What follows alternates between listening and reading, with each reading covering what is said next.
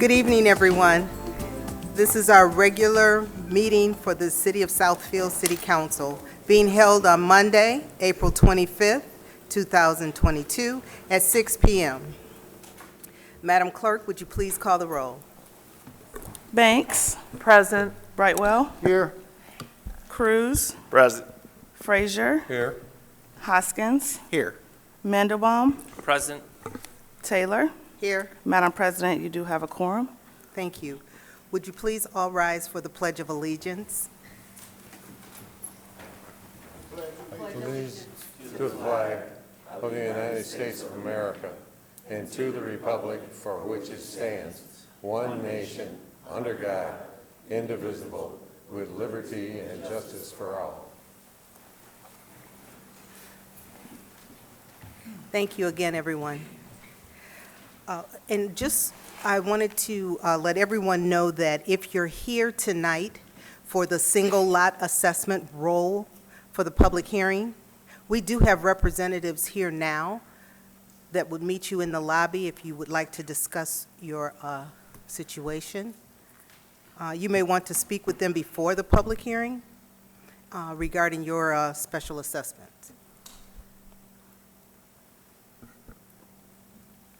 Thank you.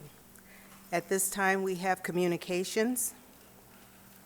The Southfield City Council has established the following rules of procedure for all speakers. No speaker may make personal or impertinent attacks upon any officer, employee, or city council member or other elected official that is unrelated to the manner in which the officer, employee, or city council member or other elected official performs his or her duties. No person shall use abusive or threatening language toward any individual when addressing the city council. Any person who violates this section shall be directed by the presiding officer to be orderly and silent. If a person addressing the council refuses to become silent when so directed, such person may be deemed by the presiding officer to have committed a breach of the peace by disrupting and impeding the orderly conduct of the public meeting of the city council and may be ordered by the presiding officer to leave the meeting. If the person refuses to leave as directed, the presiding officer may direct any law enforcement officer who is present to escort the violator from the meeting. Thank you. Our first speaker tonight is Mr. Toby Rhodes.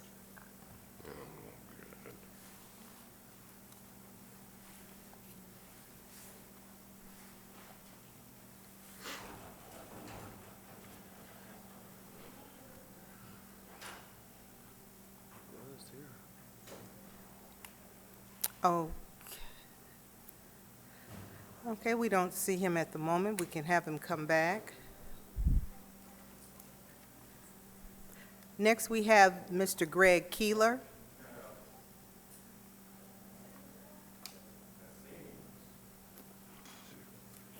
Mr. Keeler?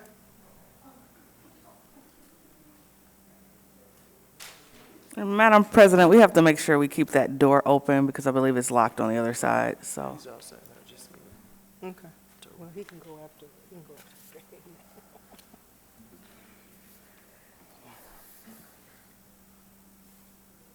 Greg Keeler, resident Southfield, City of Southfield.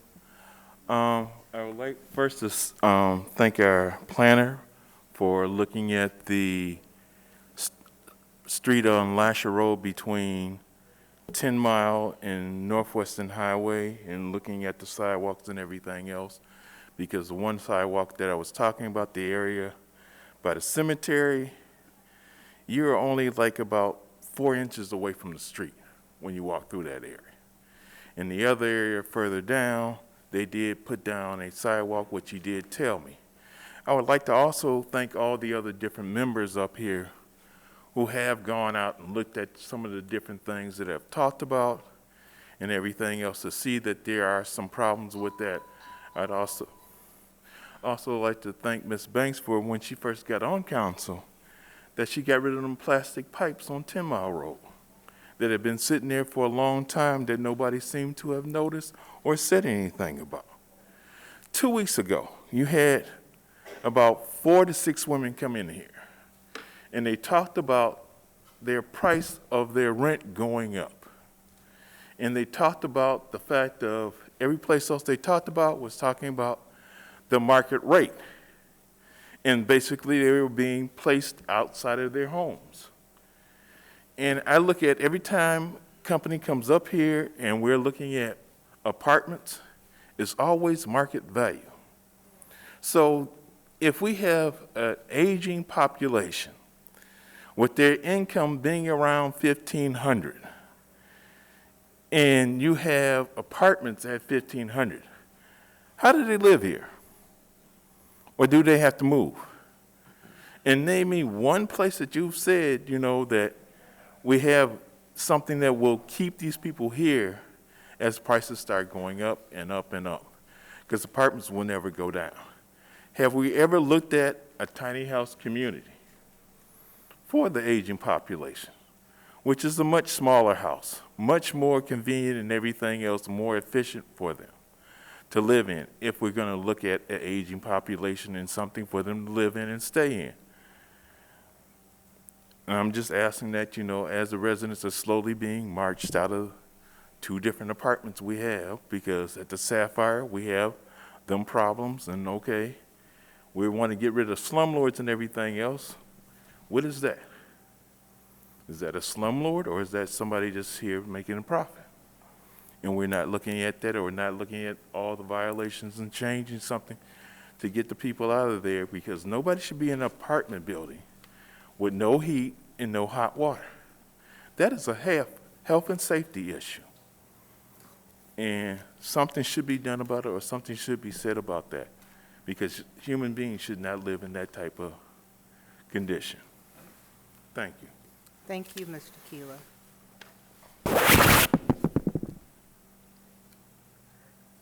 Mr. Toby Rhodes.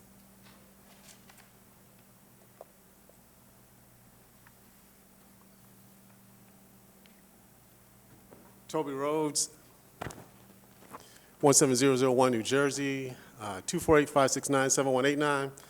I contacted the city of Southfield and told them not to talk about Black History Month. I am the official representative of Black History Month in Michigan. I got the paperwork file, got the foreign recognition, got the IRS documents, got the bank accounts. Yes, I am the representative for Black History Month. Me, I'm the executive. I'm the spokesman for Black History Month. Now, I told you morons not to talk about Black History Month, and you do like you always do. You steal out of the black community. You went on and started talking about Black History Month when I specifically told you repeatedly, sent a number of emails, do not talk about Black History Month. You can call it African American History Month. That's fine by me. But that's literally my business. That's not your business. There's nowhere in the charter that says you got any business talking about Black History Month. But I know it's the city of Southfield because you hate Americans. You always attack Americans to protect Holocaust liars, homosexuals, and pale-skinned punks. To attack black people. You steal out of our communities, you steal our property, you falsely call us criminals. You've been doing that for 10 years. It was interesting, the pale-skinned punk who murdered Breonna Taylor, he said that the whole reason why pale-skinned punks take jobs in black communities is to criminalize the population and then steal their property on the cheap. And that's exactly what the city of South has been doing for at least 10 years. I mean, you got the homosexuals stealing dozens of homes from American families, black American families. There's no one more American than black Americans. We built this place. This is our land. Everybody else is just a freaking guest. And you trash coming in our neighborhoods and attack us. And of course, I fully expected you to steal from Black History Month. Well, like any other business, there's an understanding that there's going to be some losses. But you don't worry about that at the moment. You'll get around to it. I'm going to get around to all the crimes you commit. Because see, the city of Southfield, they're never charged with any crimes, no matter how many crimes they commit, up and to and including murder. I mean, the city of Southfield literally put a murderer as acting chief, a pale-skinned punk, a murderer. And yet this trash got the nerve to call me a criminal. Mr. Rhodes, and I'm the executive for Black History Month. The words that you're using. They are protected. And here you go attacking me again. Okay. I pay property taxes here. I live here. Please, would you please come forward? I'm asking you to please calm down and change your words. Would you stop telling me what to say? I'm not. This is my 3 minutes, not your 3 minutes. You don't own the city of Southfield. I own, well, I shouldn't say I own. I represent Black History Month. Okay.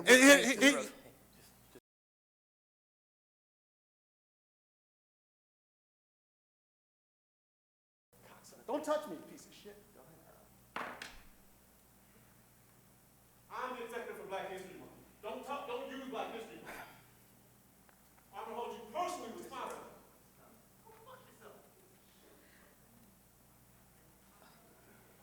Next, we have Mr. Joseph Martin.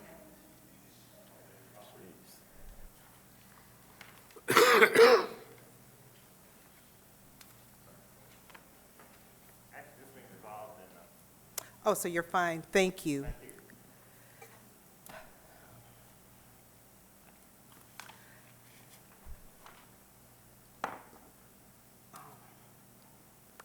That concludes our communications for this evening. Thank you. Next, we have our presentations. First, we will have the presenting of the plaque to our retiring planning commissioner, Mr. Donald Culpepper.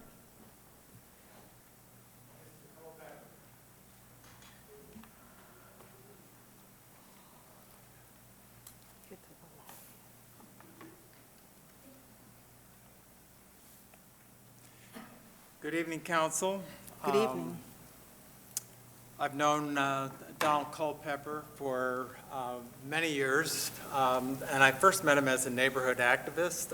I remember one of the things that we worked on together was the issue of group homes and their impact on the neighborhoods. You recall that.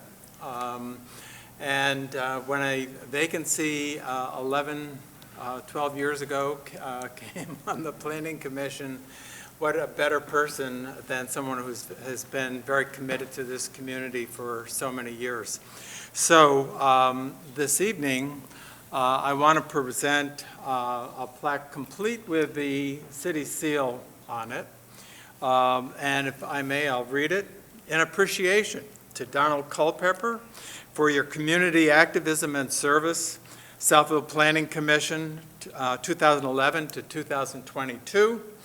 Mayor, signed by the Mayor, City Council, and Planning Department, City of Southfield, and it's dated April 28th, 2022, as that's the last day of his service. Sir? Thank you. Congratulations. I don't know if Mr. Crode would like to add a few comments, and certainly the council. I'm going to get you the wrapper for that. Yeah, it's bittersweet for us to say goodbye to Don. He's been a great champion of the city, not only as a planning commissioner, but as a friend and colleague. He was the first gentleman that welcomed me to the city when I got sworn in 2010, and I'll never forget his friendship, but it's his dedication to this community that he loves over these past 11 years that we'll miss the most, and we do wish him the best in his next chapter of life.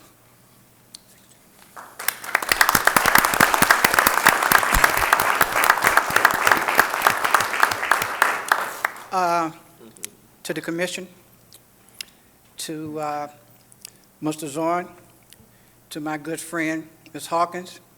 As I told the mayor, this was unexpected, but appreciated.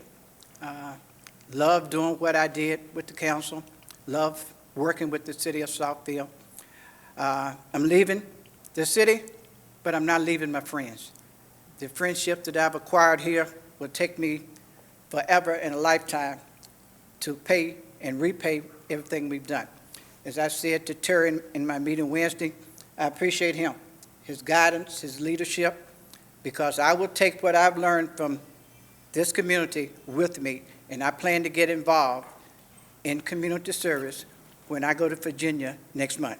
So again, thank you very much, and wasn't expected, but greatly appreciated. Thank you. I was going to say, you can't leave us like that, not just yet. You got to hear from the council, too. I just wanted to say thank you to you for sharing some time on the Planning Commission. You took me under your wing, showed me everything that you knew, and those things that I've learned have stuck with me. And just like you're keeping your thoughts and ideas and memories of what happened, I'll have mine of you. So thank you for all you did. Thank you for welcoming me and making me your friend. Thank you, Chair. It was a pleasure. Thank you. Councilman Cruz?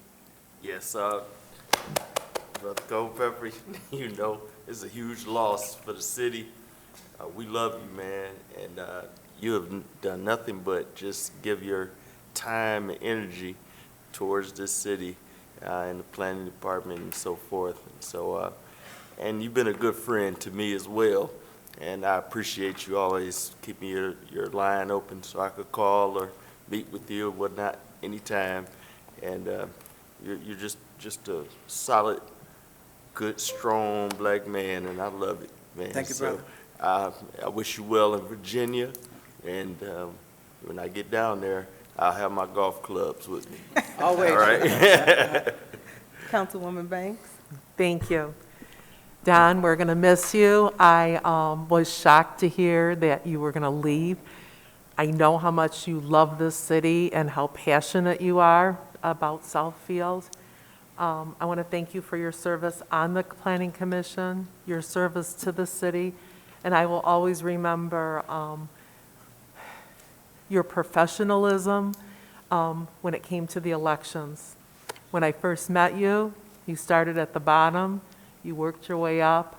Whenever I asked you, Don, can you step in? You never said no. You took on the challenges, even though you didn't like some of them, but you always did it professionally and with respect. And I'm going to miss you, and it's just been wonderful knowing you. And may God bless you with good health and happiness in your new home. Thank you, Nancy. Thank you. Councilman Brightwell? I never personally worked with Don, but when I first got on council in 2016, I recognized the name on a lot of the material that was passing through council or passing across my desk. And I come to recognize that, Don, you have been a positive person and a positive force in the city of Southfield. And I definitely, as a council person, as a public servant myself, I really appreciate your work, and I wish you continued success and continued health and safety. Thank you. Thank you. Thank you. Councilman Mandelbaum? I'm sorry. You can't get away that easy. Mr. Culpepper, I know that, we've had a lot of conversations after meetings. I've discussed with you many of the comments that you've made when I used to read all those Planning Commission meeting minutes, word for word. And you've shown me through those that, a different way of thinking about how things come about in the city when discussing planning items and looking at things from a different perspective and a different angle, and I appreciate it. And all those heart-to-heart talks that we've had after meetings are always will be remembered and appreciated. And I did ask the mayor when he mentioned that you were stepping down if there's a way that we can force you to stay. But Thank you. we wish you all the best in Virginia, and good luck. Thank you. Thank you. Councilman Frazier? Yes, I'd just like to say that everything the other council people have said is just like I wrote it for them. Thank you, sir. But first time I met you, it wasn't like two strangers meeting. It was like two friends meeting. And it's been getting better and better all the time. The knowledge that we're gonna miss here in Southfield can be helpful when you go to Virginia. And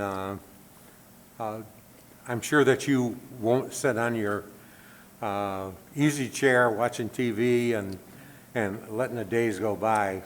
I'm sure you'll be out working and making Virginia better, just like you made Southfield better.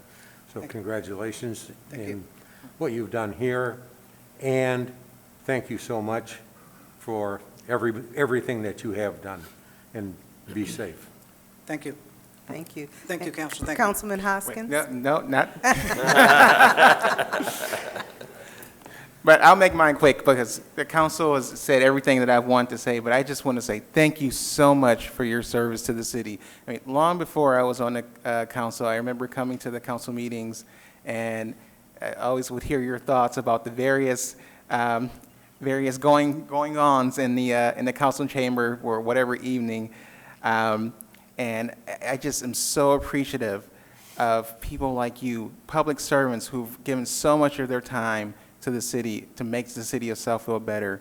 And I hope Virginia knows what they're getting. And you are a true rock star. And I hope all the best for you in your new life in Virginia. Thank you. Thank you. We're going to miss you.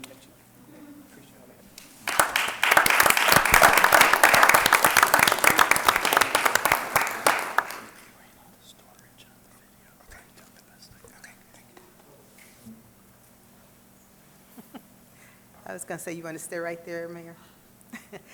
Next, we have the swearing in of our Planning Commissioner, Ms. Ghana Goodwin Dye. Several weeks ago,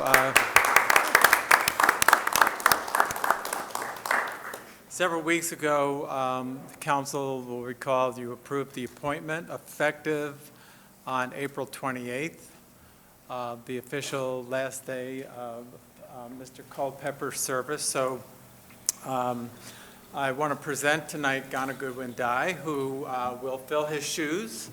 As she says, big shoes, but I have every confidence she'll do a great job. Ms. Dye has been in the city for 33 years and has contributed over the years, so we're very glad that she's agreed to step up to this position. So the clerk is here.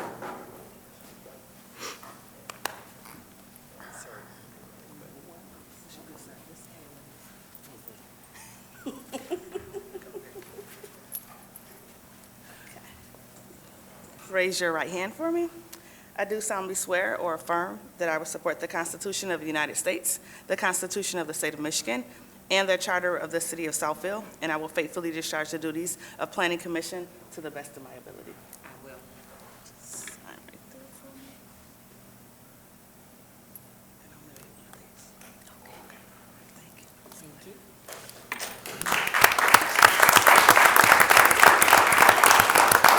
Again, I want to thank Mayor Siver for giving me an opportunity and the council for agreeing with him. I look forward to working with everyone. I had an opportunity to work with the commission on last Wednesday, and it was very enlightening. I learned a lot just being at that one meeting. And to Mr. Culpepper, he supported me and encouraged me when I was running for city council. And I know I have some very big shoes to fill, so I'm looking forward to it. Thank you so much. Thank you.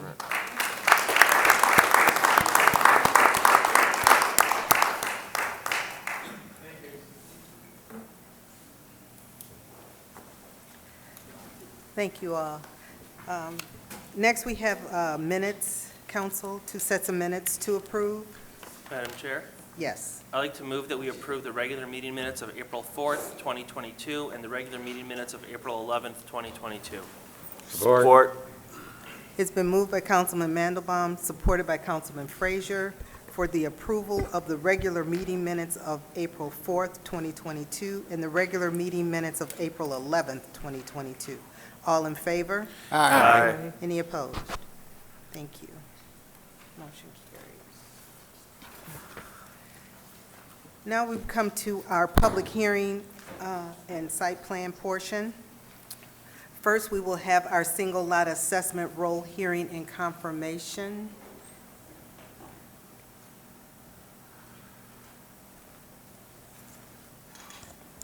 Good evening. Good evening. Before you tonight, I have a request to hold a public hearing and approve a resolution to confirm the single lot special assessment roll for 2022. Section 1.13 of the city ordinance mandates the procedure for assessing certain costs incurred by the city for services or required fees associated with each department. The costs, when not paid, become a lien on the property and then are placed on the summer tax bill for collection. The city departments that assess these costs have notified all affected property owners in the city that have been assessed, and notice of the hearing was posted in accordance with the city ordinance and the Open Meetings Act. These notices were mailed to property owners with the total delinquent bill amounts, and a 10% penalty can be added to most charges if not paid within 30 days from the date of the notice. Such assessments and all interest and charges thereon shall, from the date of the confirmation of this roll, be and remain a lien upon the property assessed. The provisions outlined within the city ordinance allow for the full reimbursement of all costs associated with labor, materials, and service of such incurred expenses, and are subject to the special assessment.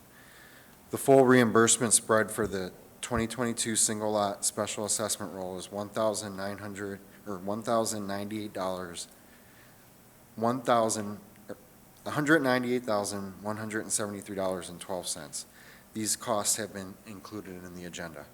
I ask that this honorable body now hold a public hearing for the purpose of confirming the single lot special assessment roll, and that any property owner be heard regarding their objections to these costs. Thank you. Thank you. This is a public hearing for the single lot special assessment roll, and I now declare this public hearing open. If there's anyone here that would like to speak to this topic, please come forward at this time.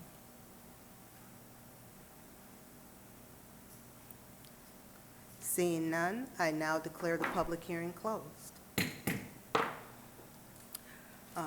Council, we have a resolution in our package. Was there any questions or anything that anyone wanted to discuss tonight? I just have one question. Councilwoman Banks? Thank you. To our city assessor, do you know approximately how many delinquent charges there were last year? Just approximately. It's similar to this year. Okay. I don't know the total amount, but the amount is equivalent to last year. Okay, thank you. The only difference was we had 3 community participation fees that equaled $30,000 that weren't paid. Okay, So it's very similar. thank you very much. Mhm. Council? Madam Chair, Yes. I'd like to move that we approve and confirm the 2022 single lot special assessment roll as prepared and submitted by the city assessor. Support. It's been moved by Councilman Mandelbaum, supported by Councilman Cruz for the approval and confirmation of the special lot assessment roll as presented. All in favor? Aye. Any opposed? Motion carries. Thanks. Thank you. Next, we have our site plan for PSP 22-0001. Good evening. Good evening. PSP 22-001 is a site plan review request of Sky Construction to construct a stairway off the northeast corner of the existing building that leads to a rooftop deck on the property located at 29444 Northwestern Highway. Existing zoning is B3 General Business, and this has been before the council for discussion purposes. This is a site area of the existing conditions. This is a street view of the property, and it has B3 zoning and a regional mixed-use land use. Again, there's 2 areas that are going to be approved: pedestrian access from Northwestern Highway to the main pedestrian entrance of the building, and then to the rear of the property would be the construction of a stairway to provide a second means of ingress, egress. There's an existing concrete ramp. Because the stairway encroaches into the rear yard setback, that triggers a waiver, which therefore triggers site plan review by the council. And I know there was some discussion regarding access to the rooftop. We have conferred with the building official, and item number 4 in our recommended resolution, this language was approved by the building official that access to the proposed rooftop deck shall meet the requirements of the barrier-free accessibility requirements for the state of Michigan. The petitioner will submit construction documents to the Southfield Building Department for review and approval in accordance with the 2015 Michigan Building Code. With that, I'd like to invite the representative for the project to say a few words, and the building official is also here tonight in case the council has any questions. I'll be happy to answer them as well. Thank you. Thank you.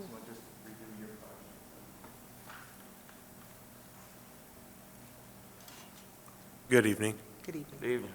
My name is Jeff Jonah. I'm with Sky Construction, and I'm here regarding 29444 Northwestern Highway.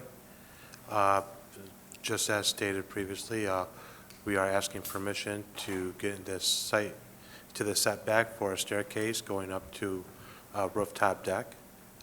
The purpose of the deck is just to create more of a positive environment, more energetic area for lunch break.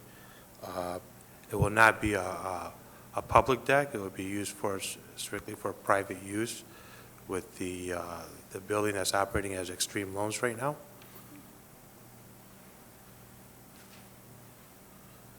Okay. Council, do we have any questions? Councilman Frazier? Yes. How do you, I know you worked with the building authority, but how do you make a stairwell from up to the second floor to the roof? How do you make that ADA capable? So the building and I, we had brief discussions in regards to that, the ADA. We currently don't have an ADA in place with the staircase.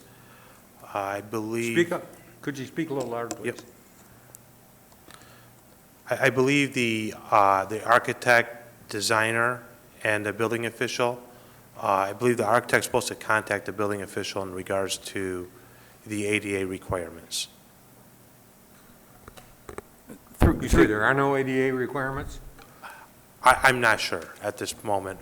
I believe last I spoke was several weeks ago to a building official, and we left it at where the architect designer was going to communicate with the building official in regards to the ADA requirements to seek approval.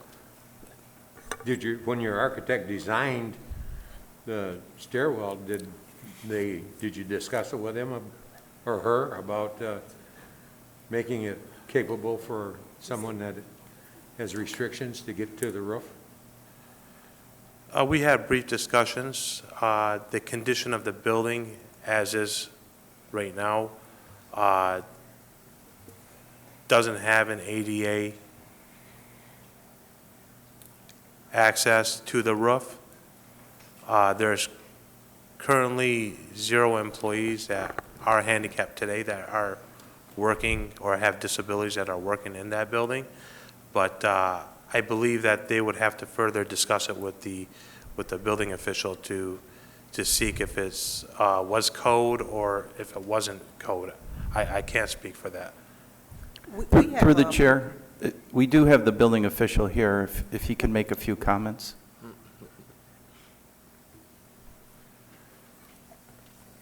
Good evening, Council.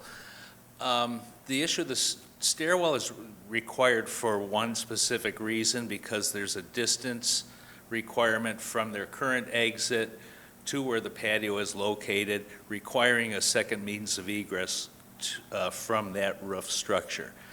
There are exceptions in the barrier-free code for areas that do not have to be accessible. This is currently being discussed with me and the architect, whether or not accessibility is required or if they meet a threshold where accessibility to that area is not required. But we're working on it. If we're expected to approve this tonight, are we going to paint ourselves into a corner if we give the approval and the final decision is, no, you can't do that? If there is a requirement for accessibility to that rooftop structure, they would provide it. We're working out the details to determine whether or not accessibility is required. I, as the building official, cannot make determination on accessibility issues. What the code says goes, but the appellant also has the ability to go to the State of Michigan Barrier-Free Board to request variances. I can't grant variances, the city can't grant variances, only the State of Michigan Barrier-Free Division can grant variances. At this point, we don't know whether or not that deck is required to have accessibility. We have to determine that with the architect. I don't know, might be confused, but it would seem like we'd have that answer before it came here for final approval. Well, when I If the state is going to waive the requirement, it would seem like the petitioner would be prepared to say, and I've gone to the state, and they've looked at it, and they've waived the requirement. The way it works is, if they get approval here, then they submit building permits. We, in the office, do the review for those construction documents. We review the code requirements. If we tell them you have to have accessibility because of this specific reason in the code, then they would normally redraw the drawings, or at that point, once it goes through the review process through the building department, they can ask for an exception to the barrier-free requirements. But we have to physically review those documents before they can go to the state for a waiver. Okay, if you say so, you're the expert, but this sounds out of sequence to me. Yeah, they cannot go to the state and request the waiver until we have reviewed the construction documents. Well, that would be okay as far as I'm concerned, but it would be before it would come before this body to approve the plan. We haven't received the plans yet because they haven't been approved by council, so once council approves them, then we review the construction documents. This happens quite often. The plans are always approved through planning commission or council. Then we review them. If there's any modifications, we ask for those in the construction documents. But we're going to stay within the confines of what council has approved.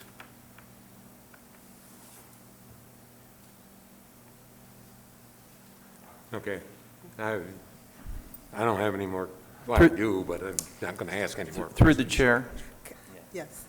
Again, this is no different than detailed engineering plans, the fire marshal reviews, the building official. There's significant time and cost into preparing construction documents, and it is typical that first the applicant would make sure they're complying with the zoning and planning requirements, and then move forward with detailed construction, architectural engineering. And in each of those phases, they have to meet the codes and the requirements of those other disciplines.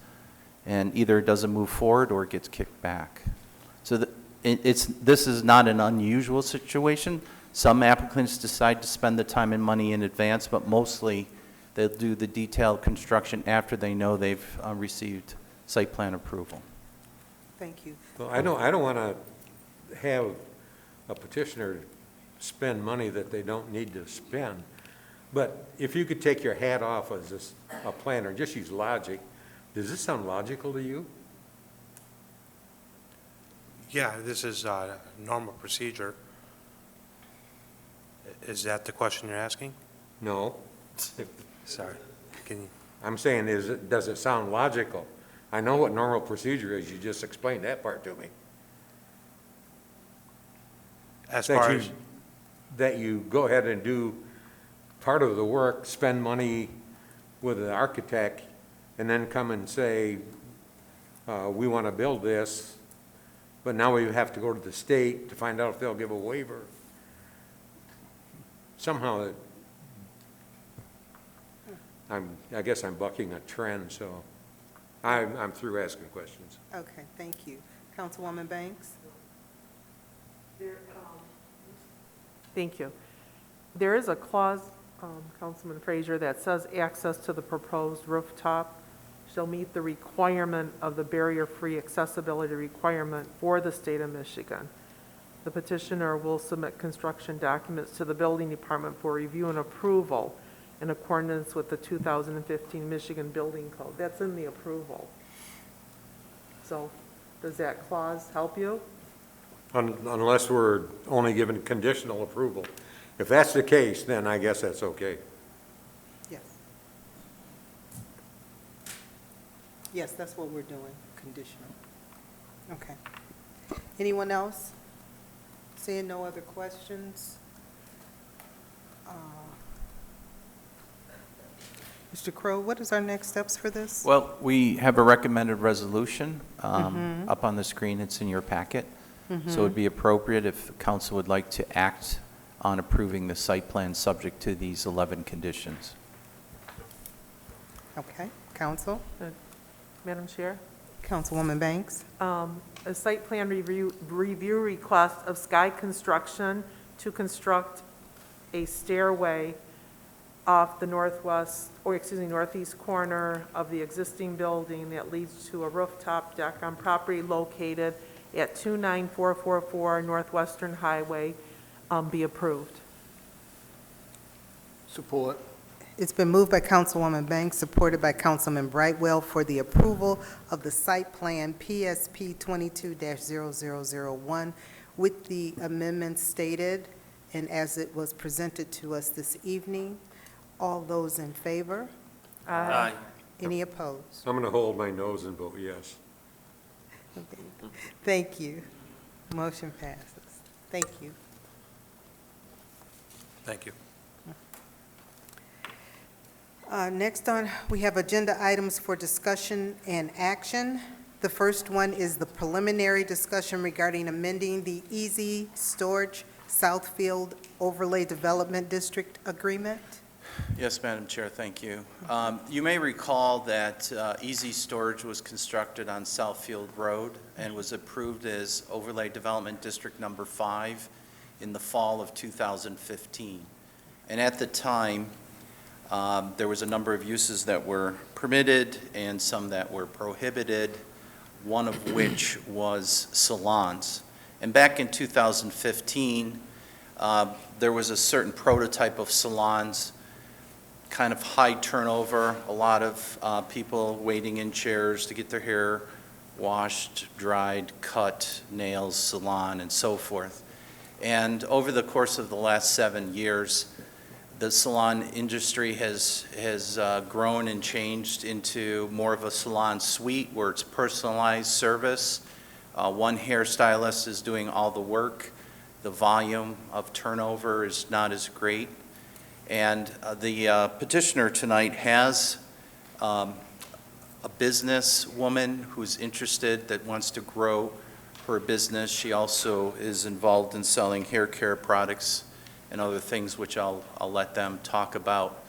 But in order for them to move forward, council would have to amend the ODD agreement that was originally approved to allow for this salon as a permitted use.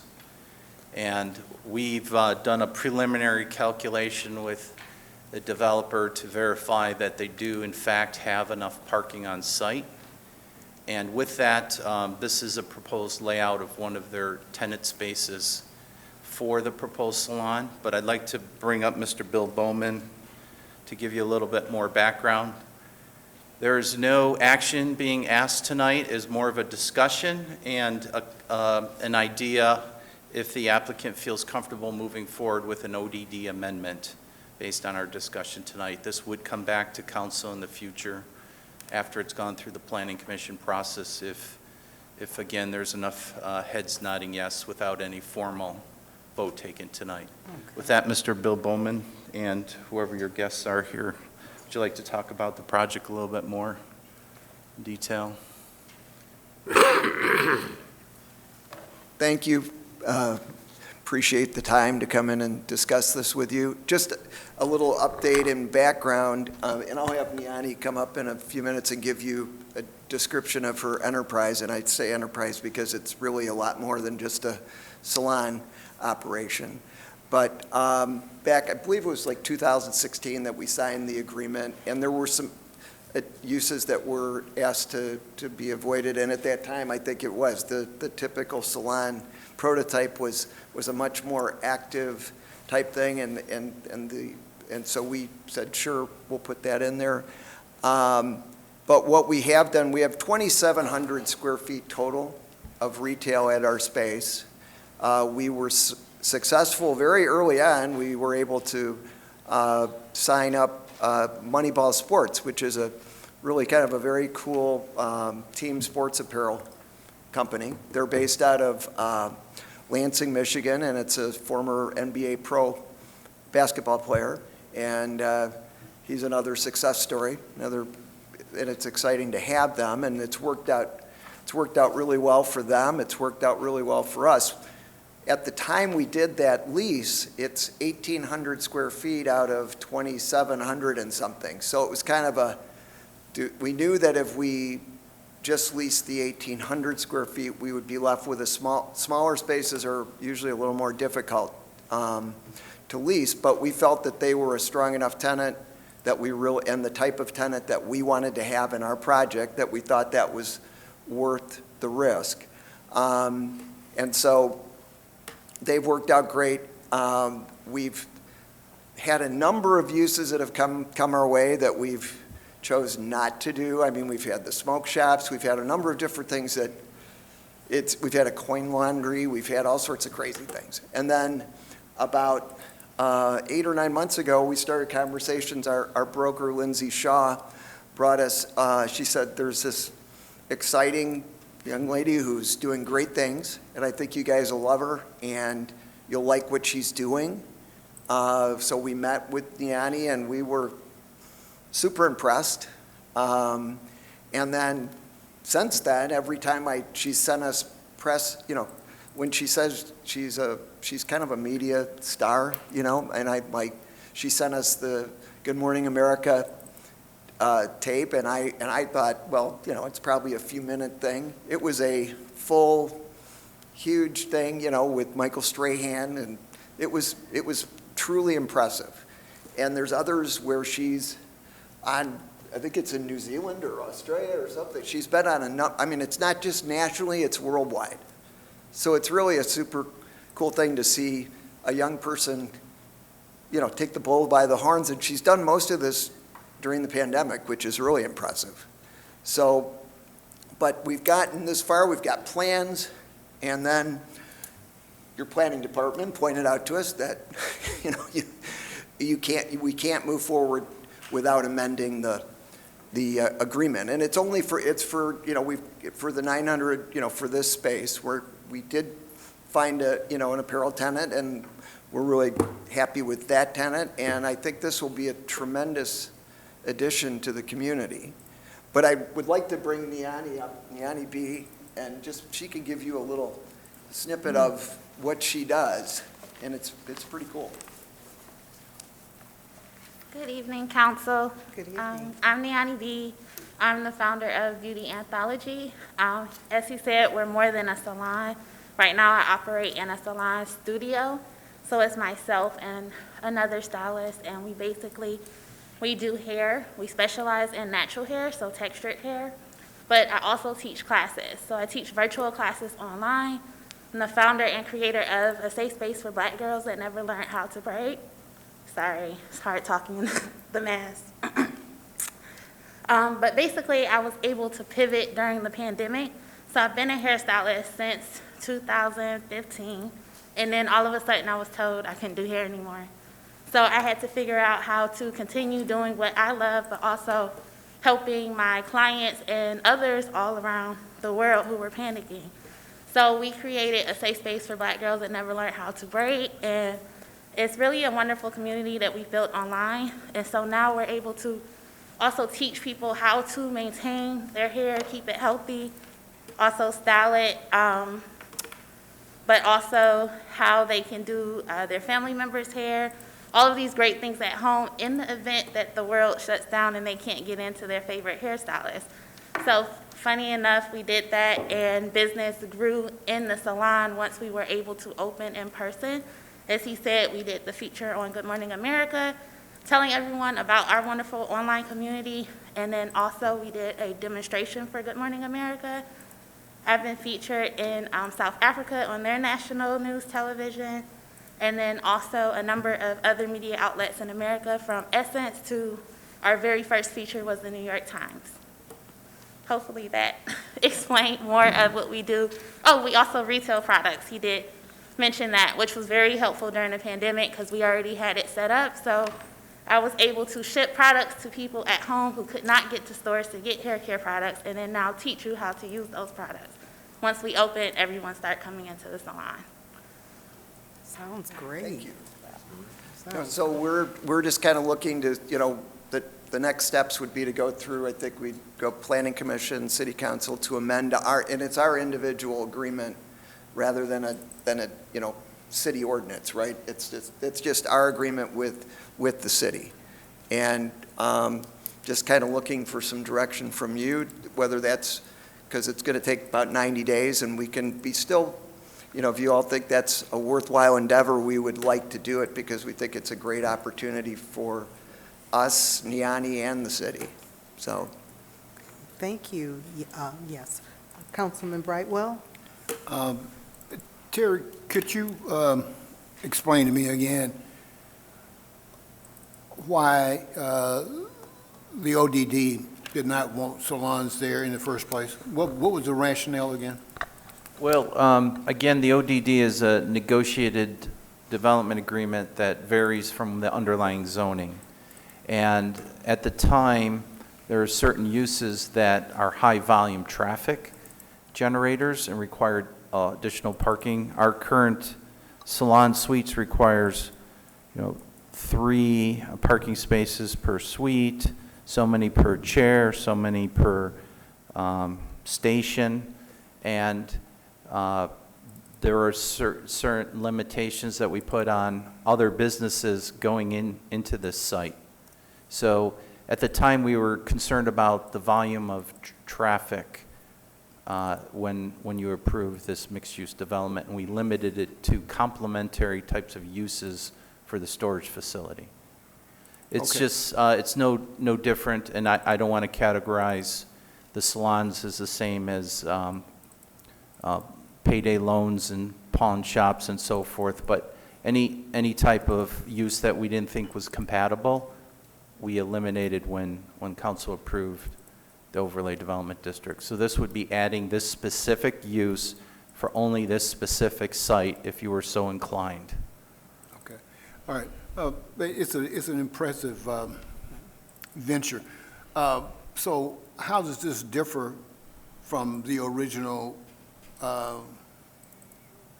prohibition? How is this specific business different? Well, from the again, as I said, back in 2015, the model of salons were high turnover, where you have a person waiting in the waiting area, you have a person that's getting their hair cut, one getting their hair cut, then one's getting their hair dried, and then possibly nails. So for one salon stylist, you might have 5 people in for every one stylist, which if you multiply that times the number of stylists, you've got a lot of turnover, which is requiring a lot of parking spaces. Right. I'm just trying to get in my mind, how does this differ from what was previously prohibited? Well, So this is there's more of the less volume? salon suite, where you have one stylist that does all those steps, and you don't have the volume of turnover and waiting. And they also sell hair care products and do other things. So the volume of parking required and the turnover is much less, and we still will vet to make sure the site has enough parking. We've done a preliminary review that based on the square footage of what's available and the site, they can accommodate this proposed use. Okay, all right, so this proposed venture at this particular spot will have less volume, it'll be less congestion, and then the typical Prototype salon that we were reviewing back in 2015. Again, we've talked many times how there's been an evolution in business development, home products, home businesses since COVID. And this is an example where it sounds like she's grown her business to accommodate people staying at home, and now that she's opened her doors, she'd like to expand from her current location into this facility. Okay, so what is the current location? Did you mention you were at Berkeley? She's in there's Salon Suite, you know where the Burlington Coat Factory Yeah. project is? There was a fairly large portion of that. One of those buildings was converted into, there's probably maybe 50 individual small salon suites. Yeah, there. okay, I think I've seen it, yeah. So what's happened here is, I mean, and honestly, what this is this is what I would call a storefront. It's a storefront for an enterprise. I mean, she's got an internet enterprise, she's got product enterprise, and what's great about it for, with our use is if she needs more storage for her materials and things, it's right there behind you at our project. And by the way, I mean, just as an update, Terry asked me to check on it. We have, in this particular project, we have 54 business tenants. So we're serving 54 of your business community in Southfield business community in this location. And it's kind of what we had talked about back when we went through the approvals. And then what typically happens is those guys, they'll rent one or two, and then as they grow, eventually sometimes they then leave and buy their own building in the area. But we've got that, and then at our Evergreen property, we have 64 business tenants there. Okay, so the point being that they have a history, they have a spot, so what they're doing there would not in violation of what we were trying to prohibit when we put this ODD together. So there's a history there, so there's no history where we could visually look and or document some type of violation we tried to prohibit. So I think it's an impressive project in business, but I'm just trying to make sure we don't put something there that we tried to prohibit when we first put the ODD together. And again, I believe the thought in 2015, based on the typical salon model, was high volume, high turnover that wasn't appropriate for this location. Right, and if it was a 2,700 square foot salon, that could be a huge amount of volume. So right now we've got a 900 square foot space. It's a perfect space for her to move to and upsize. And basically everything we've done there is first class, and we continue to do that, and we feel she's gonna just add to that ambiance there. If I could, yeah. I mean, if you look at the photo here, all of the units are accessed internally, and that we created these storefronts on the road, so they have the storage products, they have this sports apparel, and we have this other business that are taking up tenancy in the front, so it doesn't look like a large storage unit or the ones you would find in other areas of the city. It's truly a mixed-use development. And do you have a caretaker that lives Yes. in one apartment? Yes, So you have yes. somebody living there 24/7 as well. So this truly is, it's got residential, retail, and storage. Yeah. And this would be a professional service, personal service-related business that would be added. Okay, all right, Madam Chair, you answered my question. Thank you, Terry, thank you very much. Thank you. Councilwoman Banks? Thank you. First to, is it Liana? Am I saying your name right? Liana. Congratulations. It sounds like you've got a really interesting business concept, and it's very, very successful. So I want to say congratulations. Thank you. But to our planner, I think I'm a little confused, so if you can help me, please. This is a storage facility, correct? It's a storage facility, but it also is fronted by retail space. So there's a sports apparel, there is a retail where you can buy boxes and packaging material, and then this is the third retail space that is currently empty that would be personal service.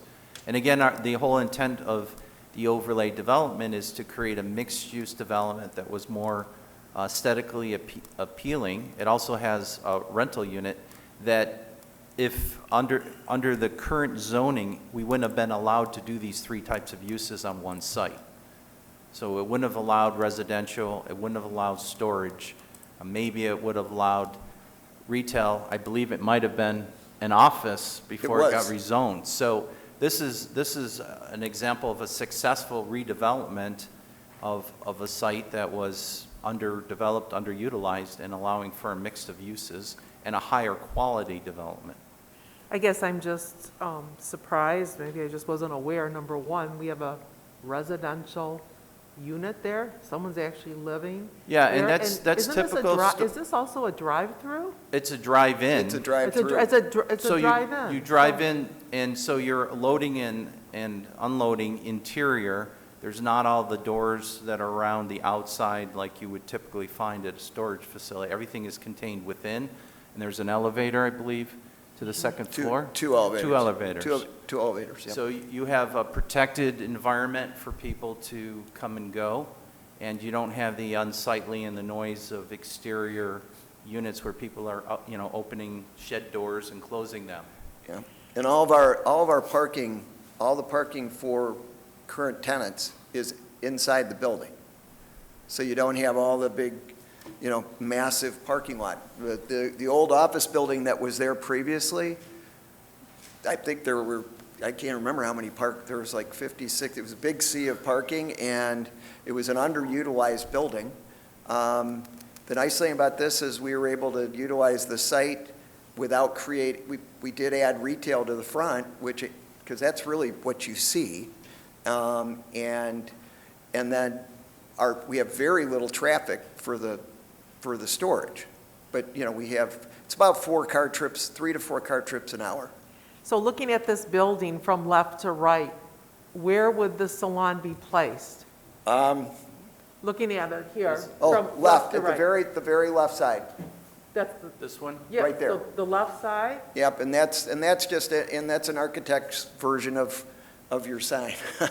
And then you would park next to that to walk into that building? Well, there's actually parking, you see the yellow?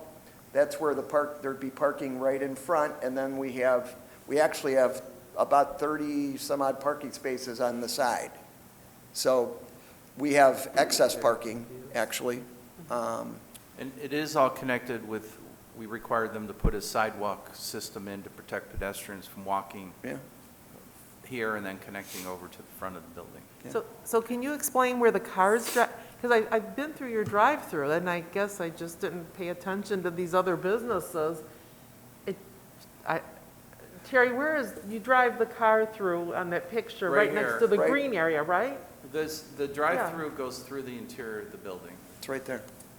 And then, so the retail is the Retail is up front, the sports shop is green where? space, the sports shop, and then this is the proposed salon. And that's our And office. the yellow spaces would be dedicated to the salon, and the green spaces are dedicated to your retail, shipping, storage, and then these are the ones dedicated to the sports store, correct? Right, and they can switch back and Yeah, forth. of course. But it was just a study, yes. The idea of our design, and we're one of the few people in the country that actually do a full drive-through type facility with there's a through lane and then a parking lane. And the idea is to keep all the things that people don't like inside versus outside. And it's all very secure. Inside, we have about over 45 security cameras throughout.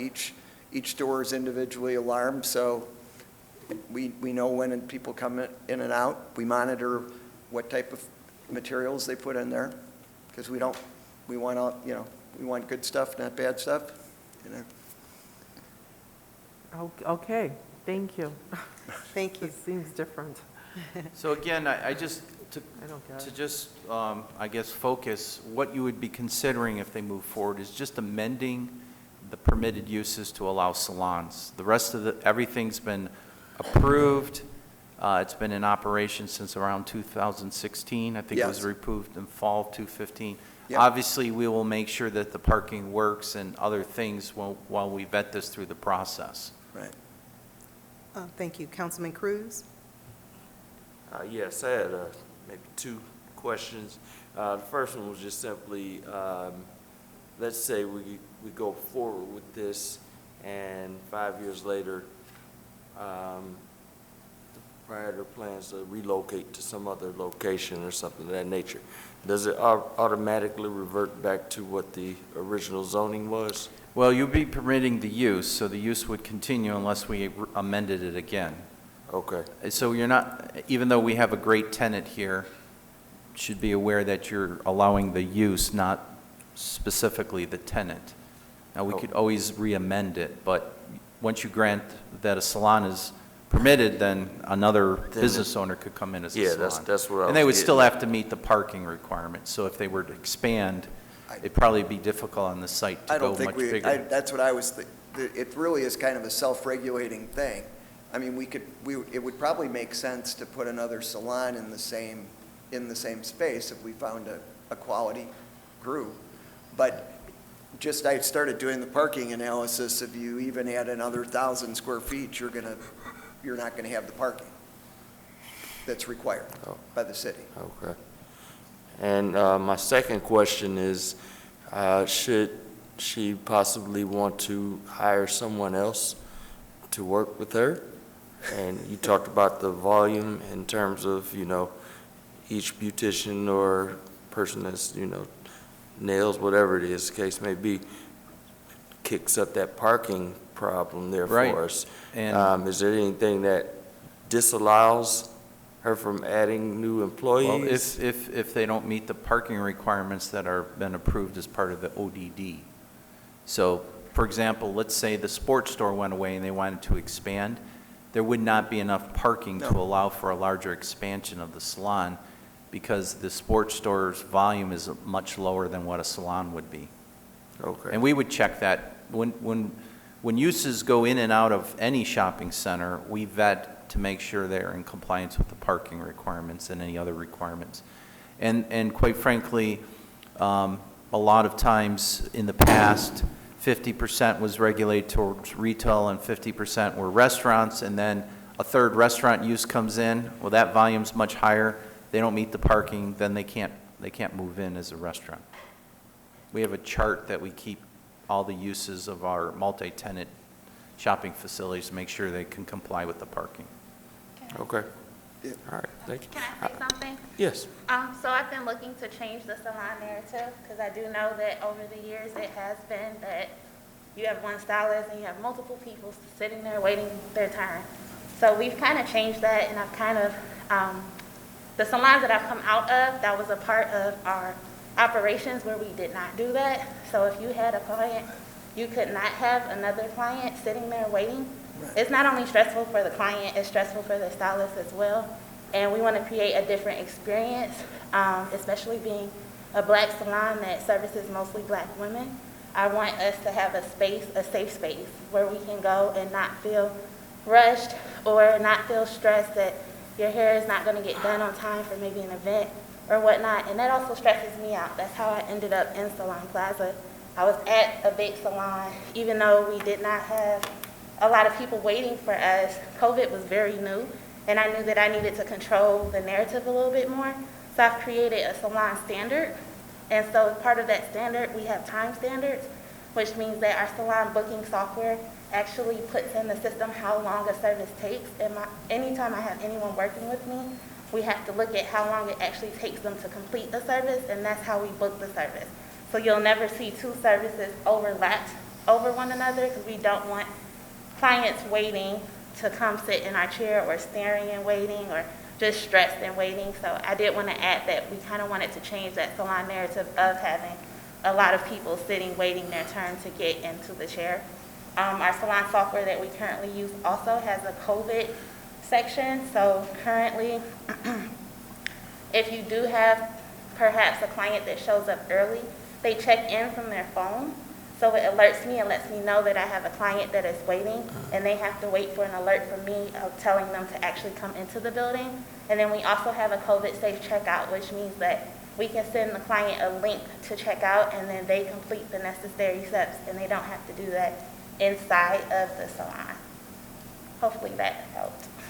No, I think that's very ingenious, to be honest. I like that. Right, and we've got right now, we based it on, Gianni has 4 style chairs, and then that's what this was based on, and then there's 3 dryer stations, 3 washing stations, Yeah. and then 2, I think there's 2 waiting seats in the waiting room, and Yes, that's which- really it. Right, Okay. I'm not a fan of waiting areas either. And I still follow all salon protocols, so even making sure that we clean between each client. My clients will tell you they know when they come in, if someone was just sitting there, we would disinfect that chair, which means it's very hard to even overlap a client because now they have to wait even longer because you have to wait for the disinfectant to go through. So we follow protocols, and I've also created a standard. My assistant that works with me, we have a login. They log in, they learn all of these protocols before actually coming into my suite to work with me. And anytime we have updates, we update them that way. So it's very different from the typical salon that we're used to seeing in Metro Detroit. Great. Well, I just wanted, I'm sorry. No, I was just gonna say, I have no problem with it. I love the idea and the concept. I think it's gonna be very successful. So Thank you. we thank you for making your home here in Southfield. And, you know, you can always give people a little glass of champagne while they're waiting if you want to. Some salons do. I just want to say that Southfield is a great place for entrepreneurship.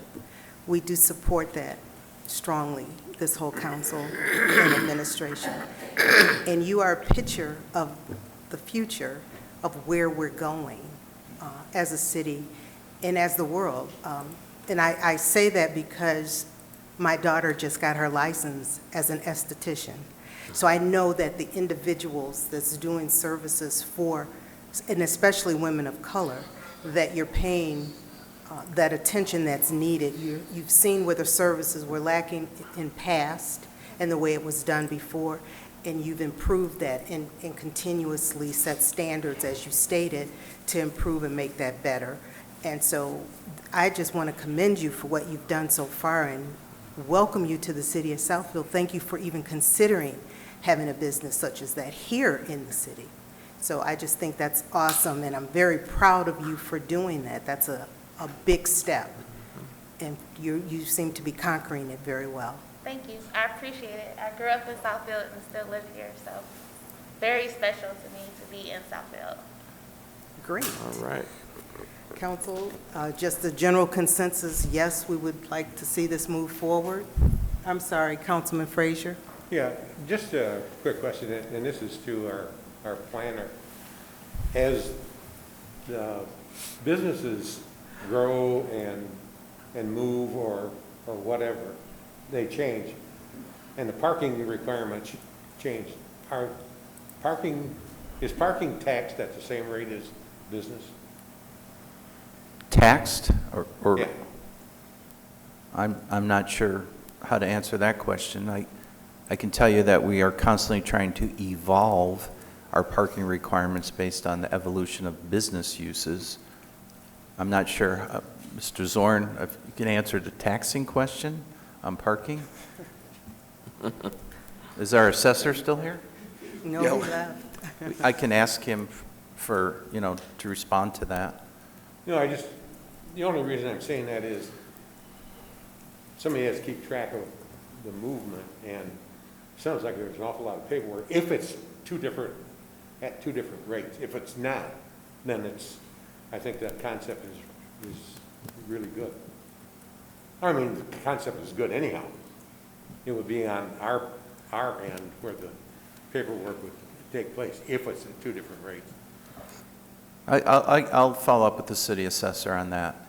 My closing statement, Madam Chair, is that a lot of these issues that were raised will be vetted through the process, but we are constantly trying to evolve and stay ahead of the business models, and where appropriate, accommodate try to anticipate unintended consequences. But in this particular case, where we were in 2015 and where we are in 2022, as you said, I've talked many times about the new business model and the need for additional storage because people work out of their homes and sell online and so forth. And this is a perfect example of an entrepreneur who's gone from leasing one suite to having her own business and expanding. And we certainly, where appropriate, want to be able to accommodate them. Councilman Brightwell. I think you asked a minute ago thoughts, but I had my question answered, and based on the fact that you are a current day, a modern day facilitator in your business, and you seem to have thought out quite a few things as far as check-in and check-out and COVID and all this kind of thing. But I'm impressed with it, and I will be supportive of this, and primarily because I don't think you will be in violation of what we tried to prohibit back in 2015 when they first put the ODD together. So I'll be voting because of what you have told us today with respect to what you're doing, what you will be doing. And so, and I feel that you will be on top of the progress and development of your business. Those are my thoughts, Madam Chair. Thank you. Thank you. Anyone else? Okay, thank you. Terry, do you have everything you need from us? Yes. Yes, thank you. The applicant then can Yes. submit I'll an touch base, application, yeah. and we'll bring it through the process Great. back to the council. Thank you so much. Thank you. Appreciate it. Thank you. Okay. Next, we have our request for the public hearing date for the 2022-2023 Community Development Block Grant. Thank you, Madam President. On behalf of the Community Development Department Division, we're requesting that council establish Monday, May 23rd, the public hearing to hear and approve our annual allocation plan. We've been informed by HUD that our tentative amount, we don't have the final number, is roughly $410,000, slightly, that would be about $1,500 less than last year. And the proposed allocation would be the subject of the public hearing. And as you can indicate, as you see in the attached sheet, we pretty much mirror what we've done in past years. Last year, we had $145,000 for our chore program. We had our SHIP entitlement at $136,433. We're proposing $135,000. Revolving loan funds, those are as SHIP loans are paid back upon sale of the property. We usually just treat that as an unknown. But for the last year, as of July 1 of 21, $86,000 has been paid back, and that money recycles through to help other families. Roughly about $25,000 to $30,000 per household is the improvement amount. Rebuild together, $15,000. So the total for our housing public improvements would be $295,000. Emergency relief, that is money and funds administered by our Human Services Division, $15,000. Our Southfield Youth Assistance is $17,300. Haven, $1,500. South Oakland Shelter, $1,500. Our public services amount would be $35,300. That number cannot, by formula, go over 15% of the total allocation. And then for administration, we can go up to 20% of the total allocation, and we are under that. That includes our administrative, our personnel costs, as well as our fair housing activities, which is required by HUD. So we're asking council this evening to simply schedule the public hearing for Monday, May 23rd. Council? Are there any questions or anything for this? Okay. I move to approve a meeting of the CBC, May 23rd. what are we calling for, a hearing or? Public hearing. Public hearing Yes, sir. for that, yeah, so that we schedule that public hearing for May 23rd. Support. It's been moved by Councilman Cruz, supported by Councilman Mandelbaum, to approve the public hearing for Monday, May 23rd, 2022, as presented here tonight for the Community Development Block Grant. All in favor? Aye. Any opposed? Thank you. Excuse me. Oh, it's terribly dry in here. Okay, our next item is the approval of the weed removal services contract for Code Enforcement Department. Yes. Madam President, Tyrese Banks, our Director of Code Enforcement, will address this item. Thank you.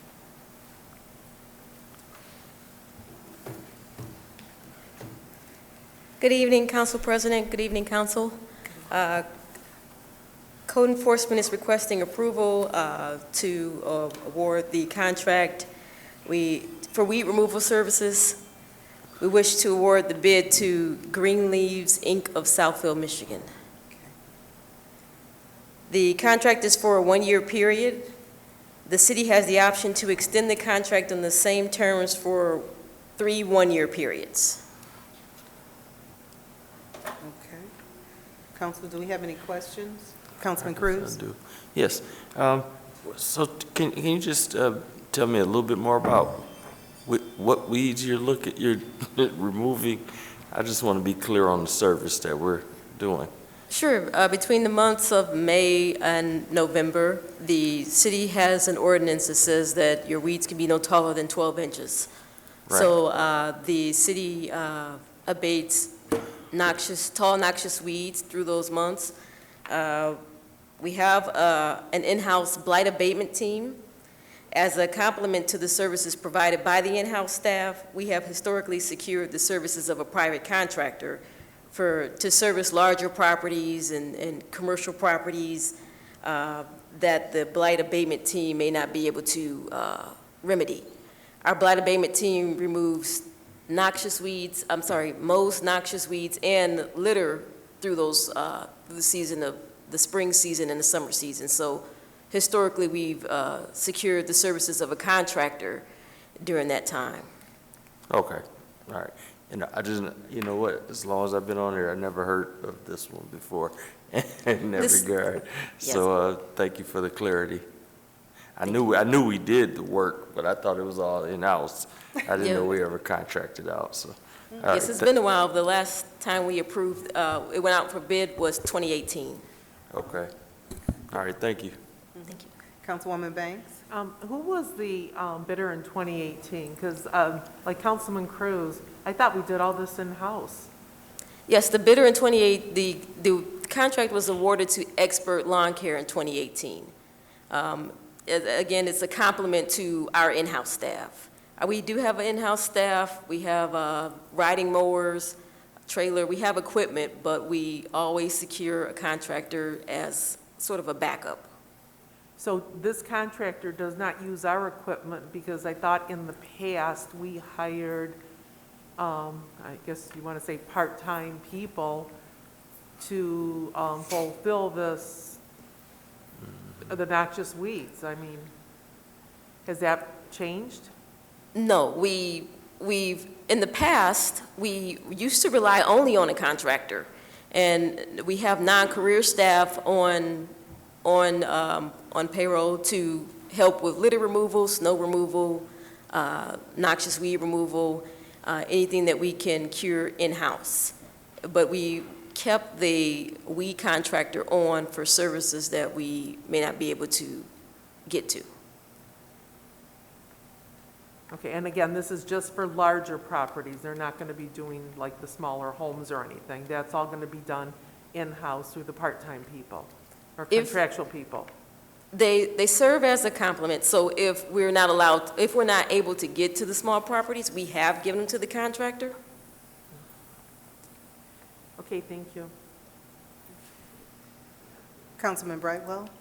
I stepped out for a moment, but what was the prior contract amount?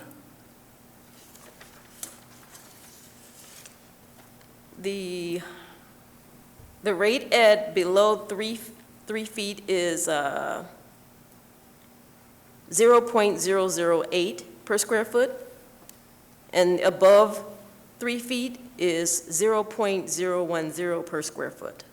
Okay. How much did we allocate in prior years for this type service, from a budget standpoint? We have a budget of approximately $30,000 for contractual and professional services. Last year, we used less than a third of that. Okay. For weed mowing. Okay. Now you're asking for 45,000, but in prior years, you spent less than 30,000? That's what I'm trying to get at. The contract states just the that. total amount. I'm sorry? It says here, the estimated cost of service is 45,000. So I'm assuming you're asking us to approve up to 45,000 for this particular service. In prior years, how much did we budget for that service? And I think I heard you said 30,000? Historically, approximately 30,000. Okay. So why we have a $15,000 increase? I'm not sure that we do. I know that the contract has always said $45,000 approximately, but we don't use that much. I'm sorry, I don't have my budget for 2023 with me, but. Okay, I'm just looking at what's here. So, historically, we've, and obviously Austin is not here, but historically, we've budgeted 45,000 every year. That's what you're saying, but you only use approximately 30,000, less than 30,000.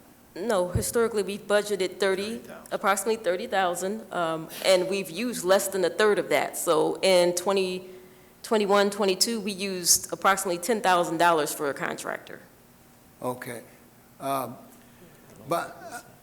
my eyes are not deceiving me. We have 45,000 on this document. That's what you're asking for, 45,000. And if that 45,000 is there for a reason. But however, we have never used 45,000 historically. And if you're asking 45,000, you never used 45,000, why do you need 45,000? It's just a logical process. If you usually just spend 30,000, why do we have to budget 45,000? Mr. Zorn, I think you want to answer. If I may, we are asking for 45,000. We're recognizing the difficulties we're having identifying non-career employees, the difficulties we're having in identifying and finding non-career employees.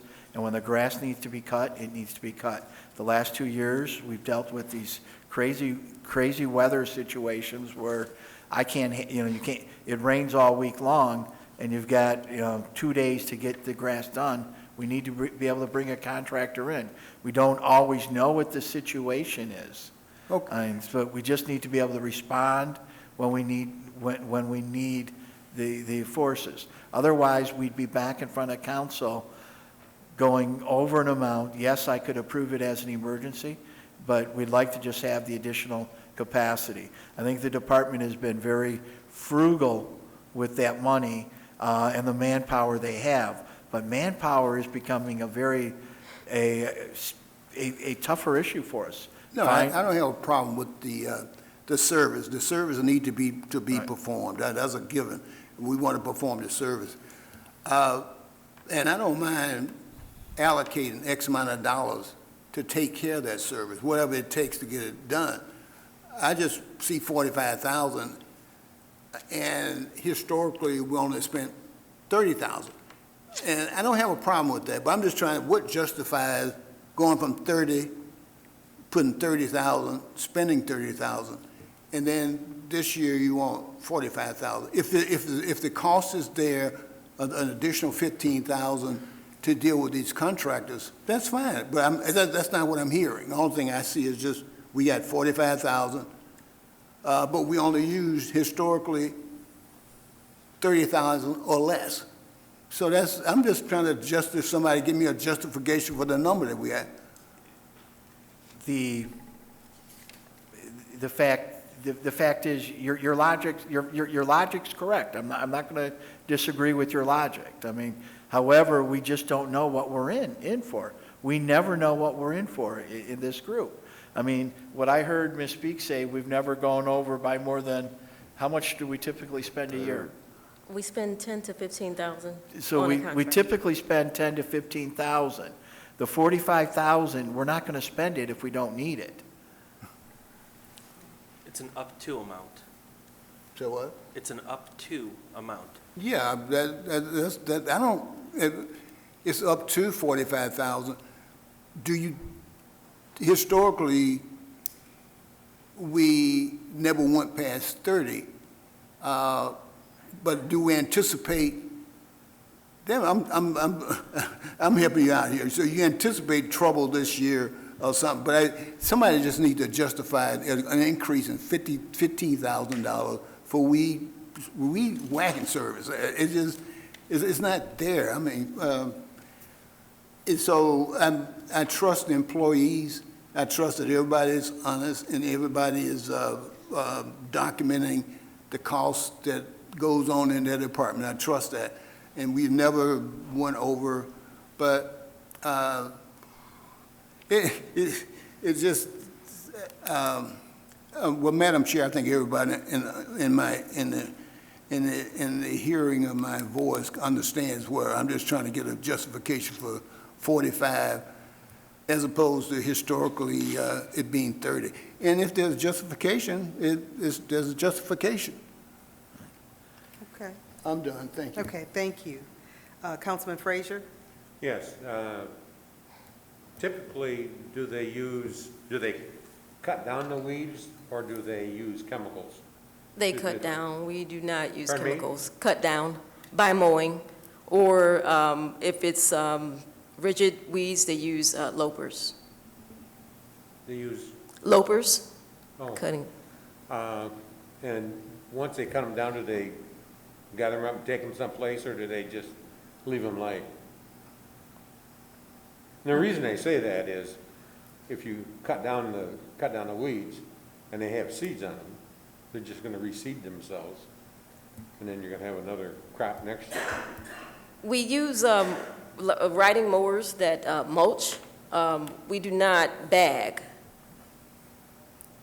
Mix the seeds in So when you mulch them, now you're really seeding.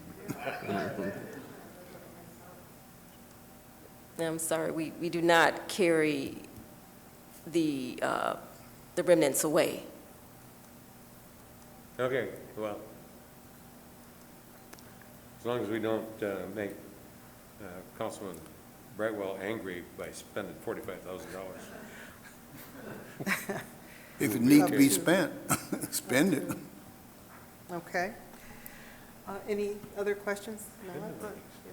Councilwoman Banks? So is there a reason the cuttings cannot be picked up? Like shot into a bag and then picked up, so again, the seeds aren't growing again? If I may, I want to remind council first, we don't care to be in this business. People should be cutting their own grass. The fact that we have to cite them, go out and cut grass after 12 months, or after it hits 12 inches. So this is, all summer long, grass height is a constant complaint the administration gets, I know the mayor gets. We don't do a fit and finish cut on these lawns. And none of us would want to live next to that property, I'll tell you that. However, it's about resources. I mean, we just don't have the resources to do this. And we could probably do a fit and finish grass cutting, but at 12 inches tall, a modest lot would be $100 a lawn cut. And we do charge people back for these costs, and Therese, if perhaps you can go over what how we charge that back to the homeowner. Yes, we charge the property owner the minimum of what the contractor is charging, along with the $75 administrative fee. so that we can deter them from allowing the city to be their personal landscaper. So once they receive, for example, once they receive the first invoice, they opt to hire a landscaper and cure their own lawn. Okay, so I think you may have answered my question, but so if they don't pay the bill, then this bill goes on to the single lot special assessment at the end of the year, and it goes on their taxes, correct? Correct. Okay. And there's an administrative fee. Oh, on Again, top we don't okay. want to be in this business. No, I think it would have been clear if it was stated here. Just a thought for the future. Okay, you answered my question. Thank you. Thank you. Councilman Cruz? Yep, just one quick question. Is there any reduction in overtime pay and so forth because of this? Like, does it offset, people working more time to get some of the stuff done? Or are we paying this and still paying out overtime for workers? We have a number of rules with our non-career employees. These are non-career seasonal employees. We try to keep those employees at 40 hours per week. 20 hours per week, and no Thank you. overtime costs are incurred. Okay. Thank you. Okay. Council, are we prepared to vote on this? Yes. Yes. I'd like to make a motion that council awards the weed removal services contract to Green Leaves of Southfield for a one-year period starting May 1st, 2022 through April 30th, 2023. Support. Such contract to be extended for 3 one-year periods. Support, Madam Chair. Thank you. It's been moved by Councilwoman Banks, supported by Councilman Brightwell, for the approval of the weed removal services contract for Code Enforcement Department as presented here tonight. All in favor? Aye. Any opposed? Okay, Madam Chair, thank you. Yes. may I ask a question to Ms. Beeks since she's here? As it relates to sending notices to residents, not just for this, but for other things, I've received complaints about the mail service, and sometimes with your 10-day letter, residents don't get it until 15 or 20 days later after the city has already come out and taken care of the violation. Is there anything that your department is trying to do to minimize some of the complaints from residents who are receiving these letters after the fact? Some residents had no idea they were in violation. Some residents said we would have cleaned it up if we knew, but it was too late. Is there anything, we all know that there's unfortunately still lingering issues with some of the mail delivery. Is there anything that your department is looking at trying differently? Well, in the past, the mail time had been considered when we send out notices. We send out notices according to the ordinance, and we would add additional 3 to 4 days for mailing purposes. But as you know, due to COVID, so there was a lapse in mail time. I would say about 1 or 2 months ago, we received 2 complaints about from people who hadn't received their mail until after the deadline had lapsed. And I worked with those property owners, but we just take into consideration when we do get complaints that there's a lax in mail time, and send out and add an additional couple of days to the mail, to the deadline of our notices. What was the result of those complaints? I know one of them, we forgave the invoice, or we didn't charge the property owner for abatement, and I don't recall what we did with the second one. Okay, thank you. Thank you. Thank you very much, Ms. Peters. I have a question. Oh, I'm sorry. Councilman Frazier? When you go out and cut down the weeds, you send a letter that says, if you don't cut them down, we'll be out to cut them down, right? And that's what Councilman Mandelbaum was talking about, that the letter comes later because you go out and do it Well, Councilman Mandelbaum, I think he was referring to our litter notices that we sent in the past and snow removal. But we post a notice in the, we post a public notice in the paper before the season begins. And as a compliment, I mean, as a courtesy, we send a notice in the mail to properties that, that we know are occupied or that we know are not aware of the ordinance, have not been informed in the past of the ordinance, as a courtesy. But we're covered under the notice that we post in the public notice that we post in the paper. Okay. The point that I'm going to try and make is, when you go out to cut down the weeds, is that the only letter that goes to that specific piece of property? Or have they been warned before that if you don't cut your weeds down, we'll be out to cut them down? And then they get the final notice? We send one notice. Just one letter? Yes. Okay.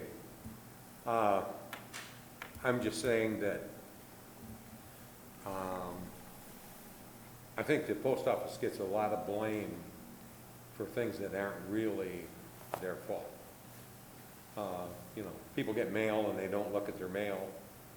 And then when something happens, oh, I didn't get that letter until it was too late. So, okay. Okay, thank you. Thank you again. Thank you. Our next item is the authorization to amend the award to replace playground equipment at the 3 parks. That I think we had these a couple of weeks ago.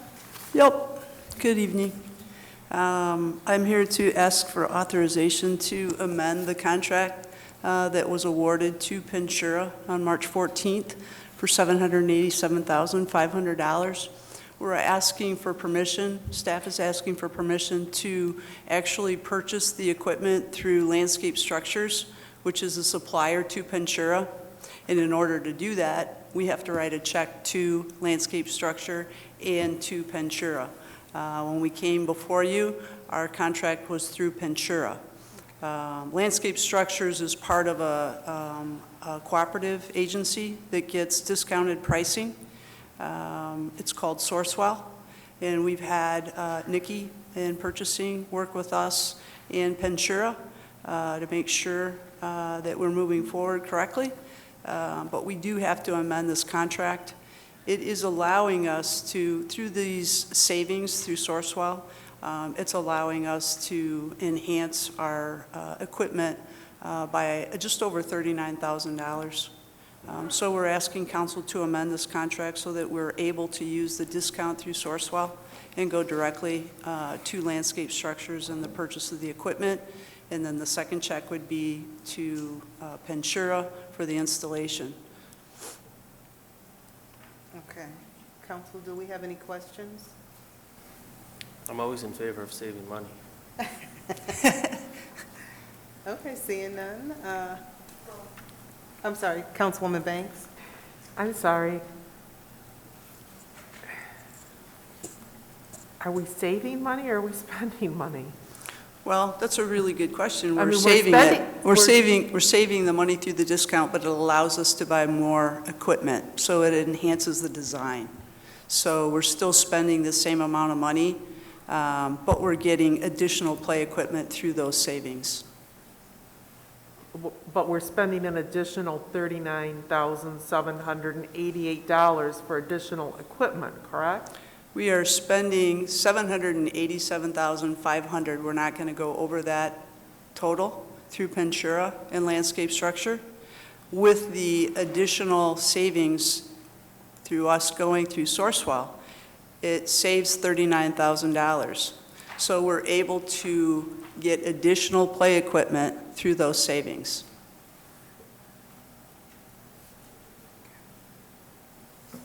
Okay, thank you. You're welcome. Okay, Madam Chair, yes. I'd like to move that we amend the original authorization to replace the playground equipment at 3 parks as presented. Support. It's been moved by Councilman Mandelbaum, supported by Councilman Cruz, to approve the authorization to amend the award to the replacement playground equipment at the 3 parks. All in favor? Aye. Any opposed? Thank you so much. Next, we have the elevator testing fees. Thank you, Madam President.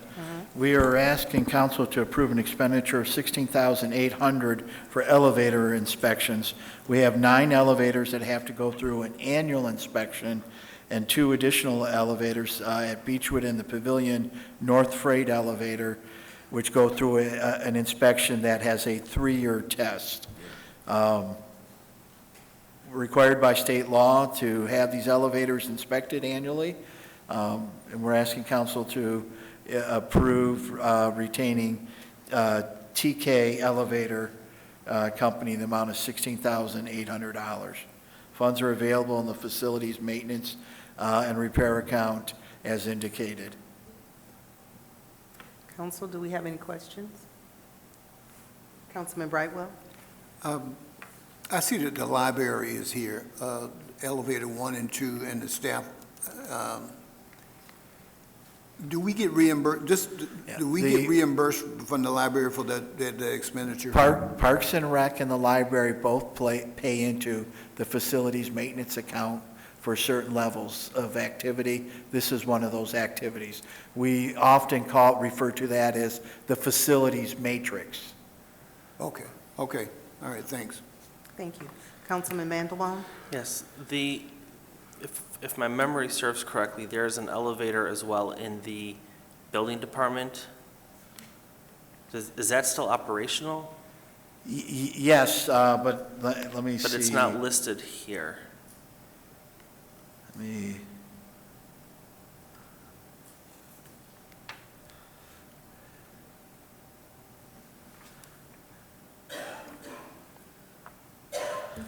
That may be the Pavilion North. No, it wouldn't. This is the list that facilities gave me.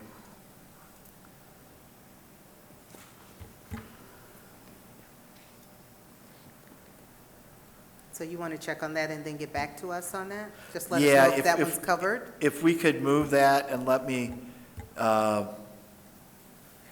find out, that would be the Pavilion South or the building, and it may be on a slightly different schedule. I just don't know. I'm not familiar enough with the elevator inspection schedule. Okay, Okay. okay. Anyone else? Should we bring this back then? Pardon me? Bring it back? Oh, yes, but before we do, I just want a full disclosure. I work for TK or ThyssenKrupp, but I work for ThyssenKrupp Materials North America. This is TK or ThyssenKrupp Elevators, 2 separate companies. Just making sure that everyone knows that. Thank you. Now I'm prepared for the So, Mr. Zorn, would you like us to vote on this? I would like to move it forward because there's a time for this inspection, and it may be on a different inspection schedule. I need to verify that. Correct. Okay, well, I would like to move the approval of the elevator testing fees as presented. Support. It's been moved by Councilman Mandelbaum, supported by Councilman Brightwell, for the approval of the elevator testing fees as presented. All in favor? Aye. Any opposed? Okay. Thank you. Next, we have the authorization for budget adjustment to the fuel accounts. Yes, thank you, Madam President. We are requesting expenditures increased for fuel by $150,000, $100,000 to be added to the gasoline account, and $50,000 for the diesel account. The original amounts approved for budgeted amount for gasoline approved was $370,000, for diesel $160,000.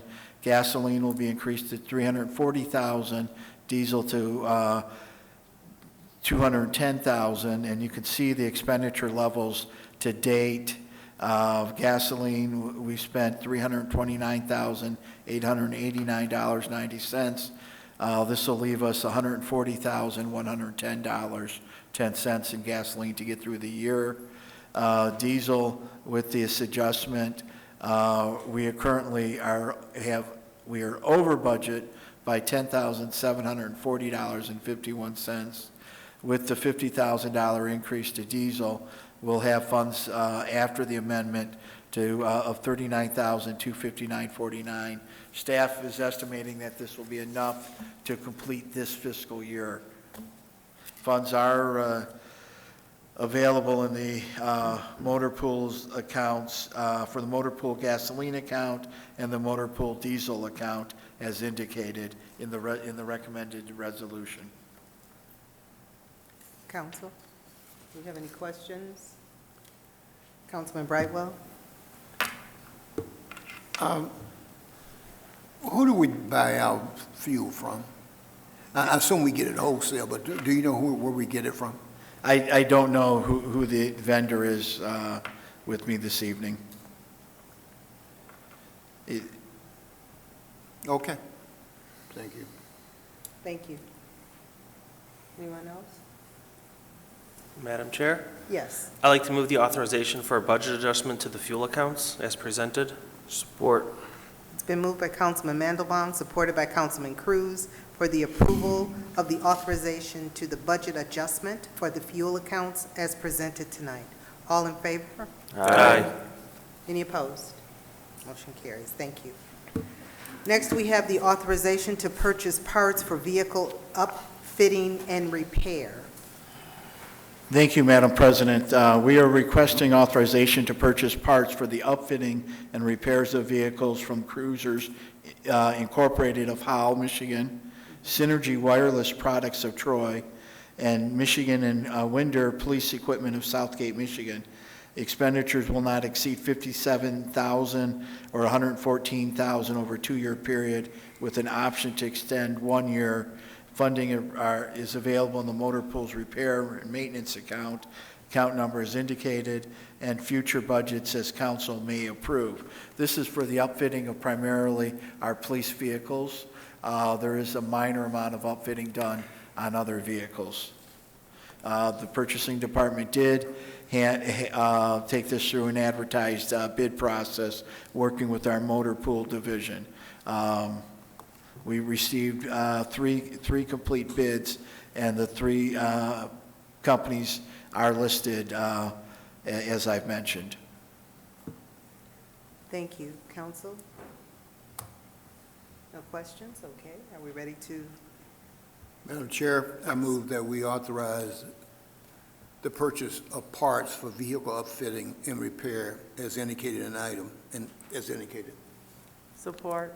It's been moved by Councilman Brightwell, supported by Councilwoman Banks, for the approval of the authorization to purchase parts for the vehicle upfitting and repair as presented tonight. All in favor? Aye. Any opposed? Thank you. Next, we have our Transportation Improvement Association membership renewal.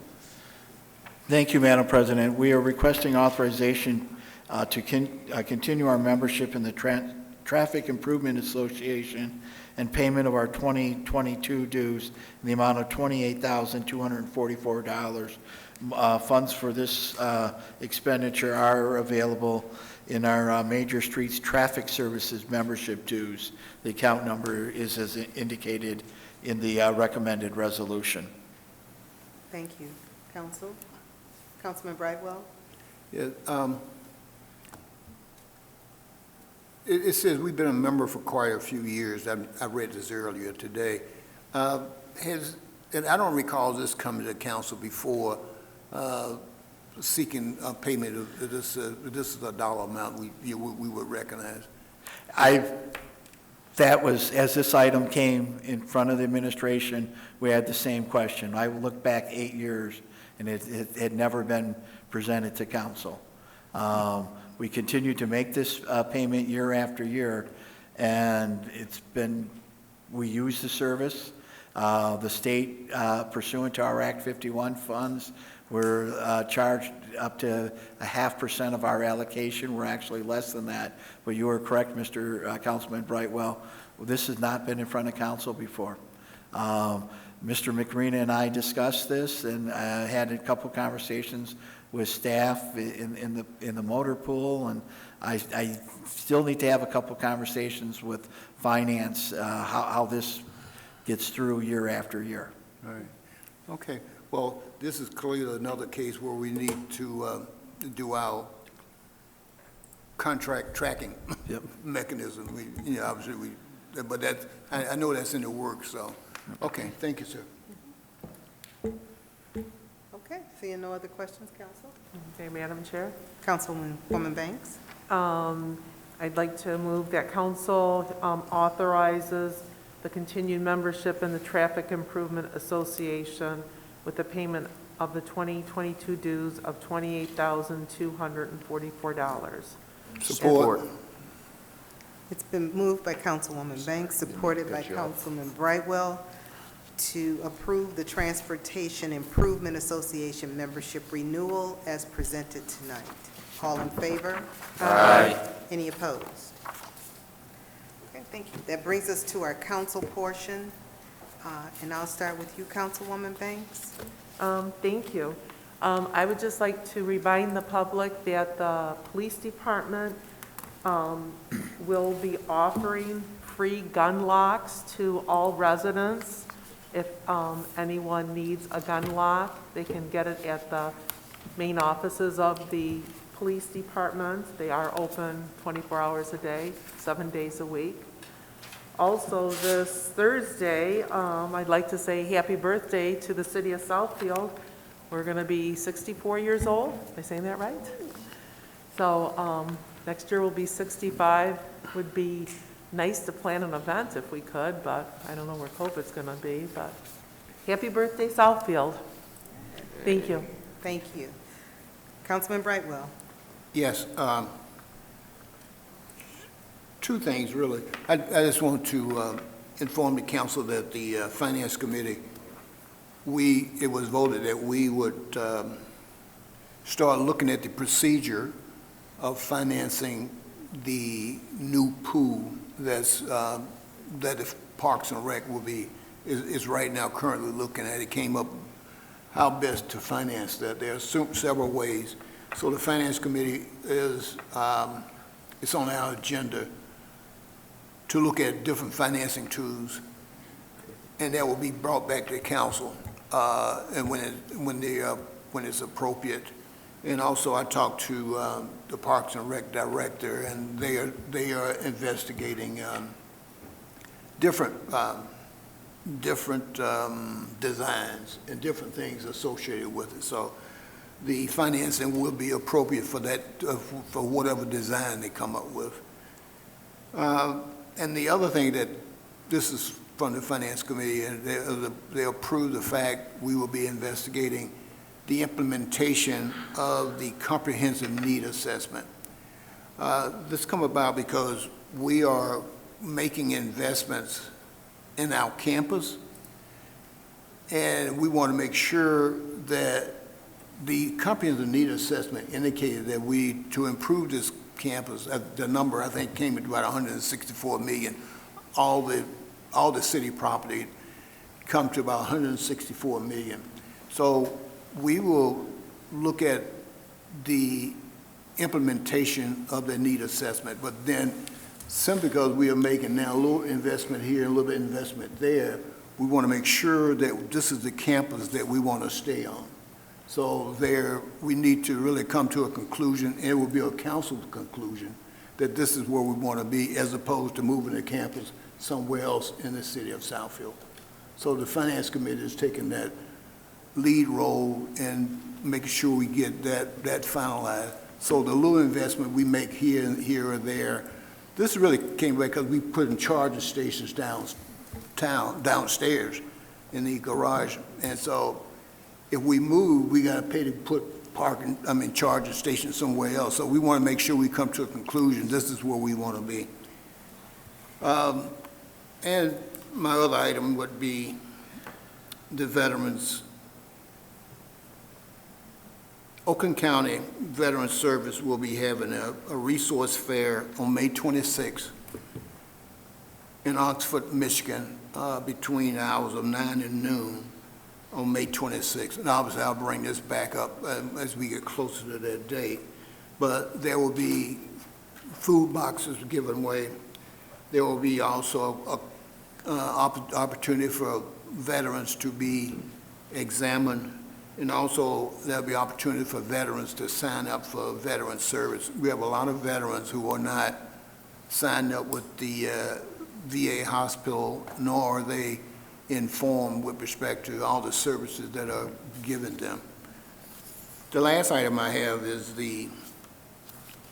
if you are a veteran, and this is obviously for individuals who know a veteran, know a friend, a neighbor, or anything, but the VA has assumed that if you have a respiratory cancer, they have a lot of respiratory cancers that are kind of unique to veterans who served in Afghanistan and also the Persian Gulf War and various other, Syria, Uzbekistan, Syria, and Afghanistan. But the thing of it is, please pass the information on to any veteran that you know that might be ill, and they have cancers now that are unique to individuals who served in those particular areas. And if you are ill or you think you might be ill, contact the VA hospital wherever you might be. It could be Detroit, it could be Ann Arbor, but pass the information on. We've always indicated that although you may not be a veteran, please pass this on to anyone that you know. It could be a cousin, a neighbor, or a brother or sister. And if you need additional information, I can be reached here at City Hall, 248-796-5150. Thank you, Madam Chair. Thank you. Councilman Cruz? Yes, I really don't have any more items to discuss, but one, I guess I will put out there, and I was just to leadership, wanted to ask if we might be having a retreat this year. I know because of COVID, we've had to cancel and so forth in the past, but I think it'd be great if we had an opportunity to meet with the mayor, administrator, our attorney, planner, and everything to just talk out some issues overall for the city and get them on our agenda. So I would just like to request that we consider that moving forward. Other than that, Madam President, I don't have anything else. Thank you. And yes, we are discussing it, and we would love to see that come to fruition. We're working with administration and city clerk now just to see what we can come up with. But thank you. We all would love to have a retreat. Thank you. Councilman Frazier? I have nothing this evening, Madam Chair. Thank you. Good to see you. Councilman Hoskin? Thank you. I just wanted to remind all of our residents about, I know it's been talked about in the council meetings before, but I just want to make sure our residents know about our app, our Southfield Solutions app. It's a very handy tool that we have here where people can report issues, quality of life issues or anything. So if you're having issues with your streets, or if you want to make general requests, non-emergency policy issues, or issues with drainage or anything like that, it's actually a very handy tool. I've used it multiple times, and I like to tell people about it every time I hear an issue. Say, hey, we have this nice app that you can report this or that. So I always like to remind our residents about that. The Southfield Solution app, you can go on your whatever phone app store you have, Google Play Store or iPhone App Store. And I just have a quick question. Going back to the comprehensive needs assessment for the campus. So when, I guess now a couple years ago, when OHM came and kind of initially went over what we needed, was that like step one, and now we're moving to step two with finding a way to fund the assessment? That is correct. The initial study, and then the second part is how we pay for it. Remind council, you have built a facilities infrastructure reserve. I think the amount is a little over 16 million is what you've built the last few years. Okay, all right, that's it for me. Thank you. Thank you. Councilman Mandelbaum? Yes, thank you. I just wanted to remind residents that on May 1st, the Beechwood driving range opens. That's a tongue twister. And you can contact the Beechwoods range for more information at 248-796-4650. And also next week, Wednesday, the city is hosting a bike safety night here on the front lawn, Wednesday, May 4th from 5 to 7. There will be bike safety information. There will be a bike helmet giveaway for the first 400 visitors, courtesy of Safe Kids of Oakland County.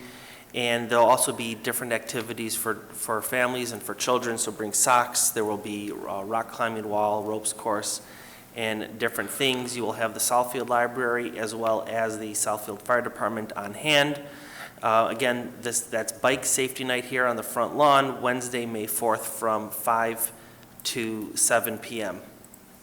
I also just wanted to remind everyone that this coming Thursday, the 28th, happens to be International Holocaust Remembrance Day.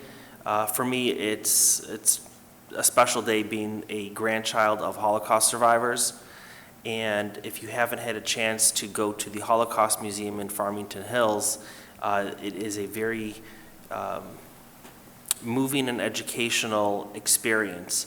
So I also want to put a shout out to all of those Southfield residents who are survivors, who also volunteer in the city and sit on some of our boards and commissions. Thank you, and have a good evening. Thank you. Can you repeat that date again? Which one? What date is the Holocaust? It happens to be this Thursday. This Thursday? The 28th. Thank you. I just want to make sure my students know. Thank you. Mayor? Yes, good evening once again. Last week, we observed Earth Day, which I think is a shame. It should be more than a day. But we are continuing our efforts on behalf of our environment locally. So again, I'll remind everyone that this Friday, we are celebrating Arbor Day at 11 a.m. out front of City Hall with a tree planting.